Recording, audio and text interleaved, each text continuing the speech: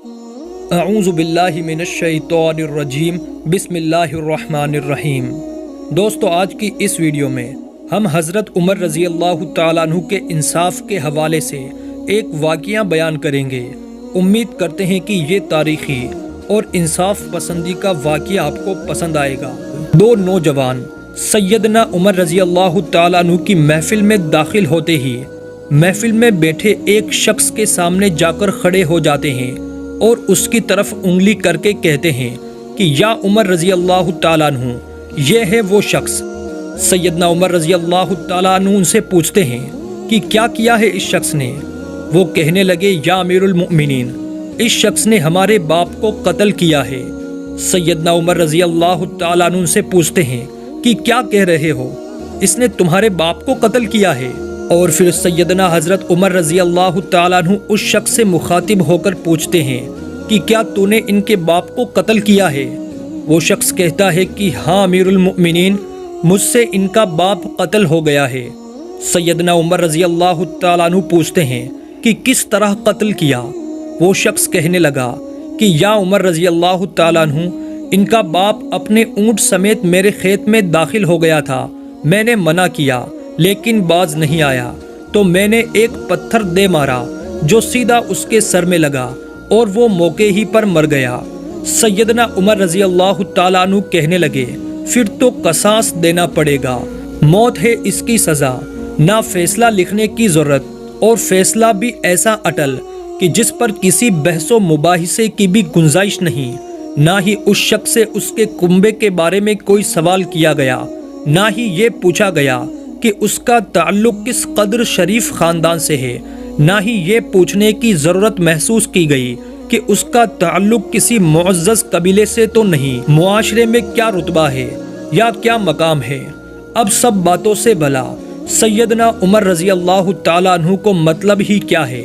کیونکہ معاملہ اللہ کے دین کا ہو تو عمر رضی اللہ تعالیٰ عنہ پر کوئی بھی اثر انداز نہیں ہو سکتا، اور نہ ہی کوئی اللہ کی شریعت کی تنفیذ کے معاملے میں عمر رضی اللہ تعالیٰ عنہ کو روک سکتا ہے۔ حتیٰ کہ سامنے عمر رضی اللہ تعالیٰ عنہ کا اپنا بیٹا ہی کیوں نہ قاتل کی حیثیت سے کھڑا ہو، قصاص تو اس سے بھی لیا جائے گا۔ وہ شخص کہتا ہے کہ اے امیر المؤمنین، اس کے نام پر جس کے حکم سے یہ زمین و آسمان قائم کھڑے ہیں، مجھے صحرا میں واپس اپنی بیوی بچوں کے پاس جانے دیجیے تاکہ میں ان کو بتاؤں کہ میں قتل کر دیا جاؤں گا، ان کا اللہ اور میرے سوا کوئی آسرا نہیں ہے، میں اس کے بعد واپس آ جاؤں گا۔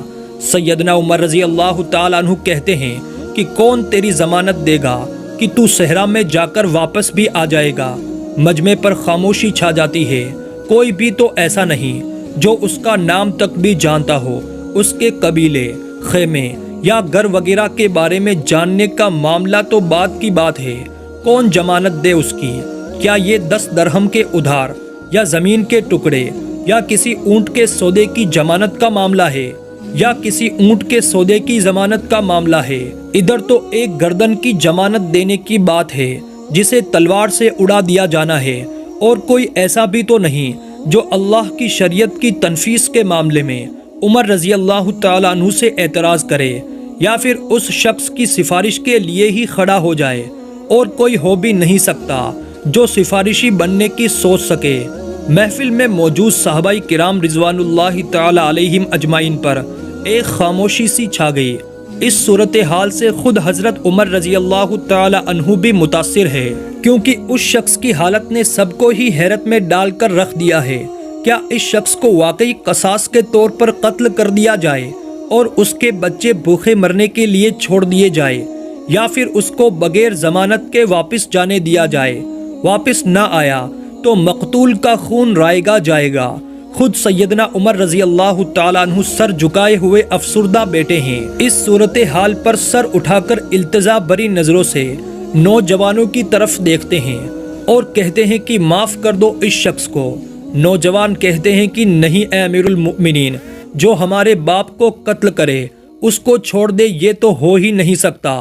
نوجوان اپنا آخری فیصلہ بغیر کسی جھجک کے سنا دیتے ہیں۔ حضرت عمر رضی اللہ تعالیٰ عنہ ایک بار پھر مجمع کی طرف دیکھ کر بلند آواز سے پوچھتے ہیں اے لوگو ہے کوئی تم میں سے جو اس شخص کی ضمانت دے؟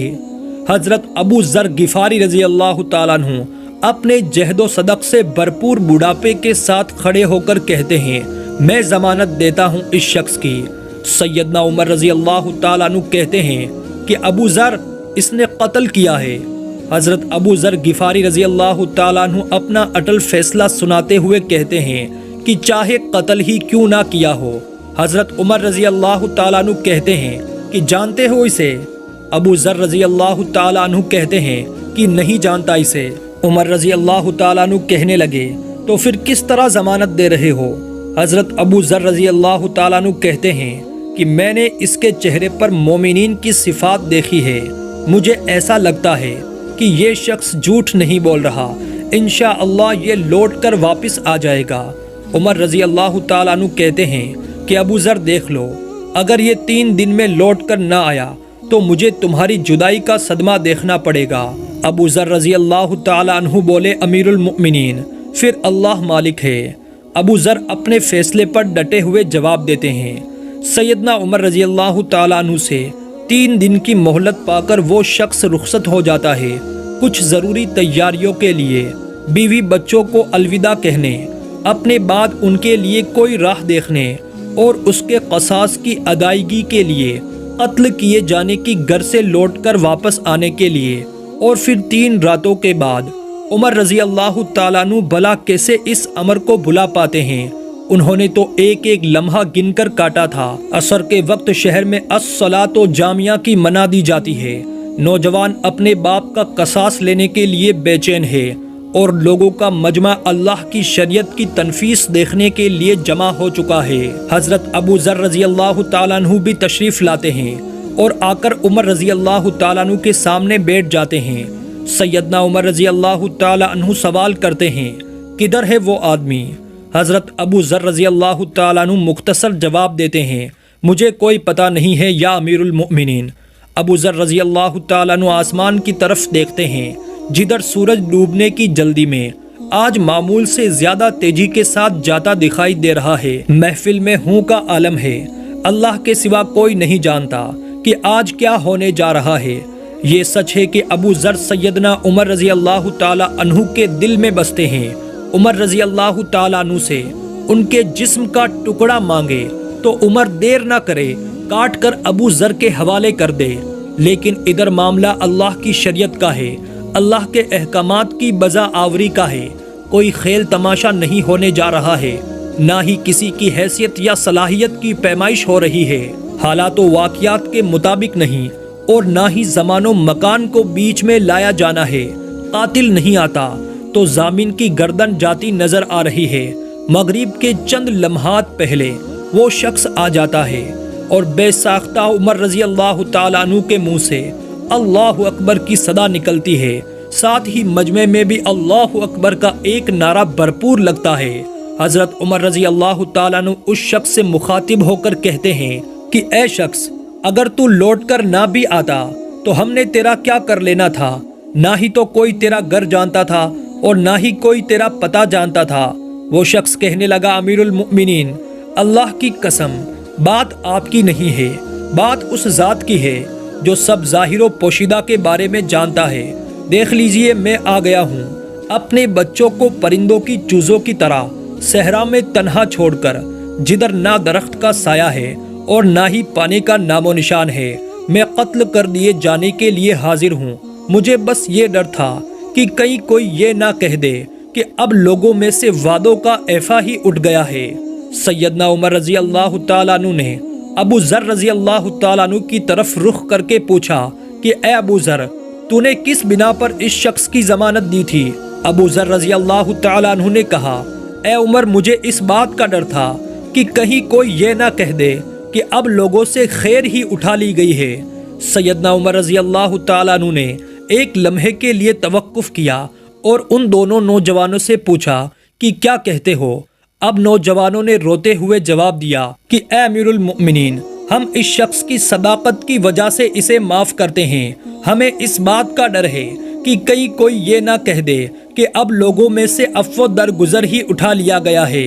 سیدنا عمر رضی اللہ تعالیٰ عنہ اللہ اکبر پکار اٹھتے ہیں اور آنسو ان کی داڑھی کو تر کرتے نیچے گر رہے ہیں۔ اے نوجوانوں، تمہاری عفو درگزر پر اللہ تمہیں جزائے خیر دے۔ اے ابو ذر رضی اللہ تعالیٰ عنہ، اللہ تجھے اس شخص کی مصیبت میں مدد پر جزائے خیر دے، اور اے شخص اللہ تجھے اس وفائے عہد و صداقت پر جزائے خیر دے، اور اے امیر المؤمنین اللہ تجھے تیرے عدل و رحم دلی پر جزائے خیر دے، اور اللہ جزائے خیر دے اپنے بے کس بندے کو جس نے ترجمہ کر کے اس پیغام کو اپنے احباب تک پہنچایا، اور اے اللہ جزائے خیر دے مجھ پڑھنے والے کو جس نے یہ پیغام ریکارڈ کر کے ویڈیو کی صورت میں تمام عالم اسلام تک پہنچایا، اور اے اللہ جزائے خیر دینا ان کو بھی جن کو یہ پیغام اچھا لگے اور وہ آگے اسے اپنے دوستوں کو بھیجے۔ آمین یا رب العالمین۔ میرے پیارے بھائیوں اور بہنوں، اگر ہماری آج کی یہ ویڈیو آپ لوگوں کو پسند آئی ہے تو صدقہ جاریہ کی نیت سے اس ویڈیو کو شیئر کرنا مت بھولیے گا۔ اگر آپ نے ابھی تک ہمارا یوٹیوب چینل زید وائس 1 سبسکرائب نہیں کیا ہے تو ابھی سبسکرائب کر کے گھنٹی کے بٹن کو پریس کر دیجئے تاکہ ہم ایسی مزید معلوماتی ویڈیوز آپ تک پہنچاتے رہیں۔ آج کی اس تاریخی ویڈیو کے حوالے سے اپنی آراء سے ہمیں ضرور نوازیے گا۔ تب تک کے لیے السلام علیکم، اللہ حافظ۔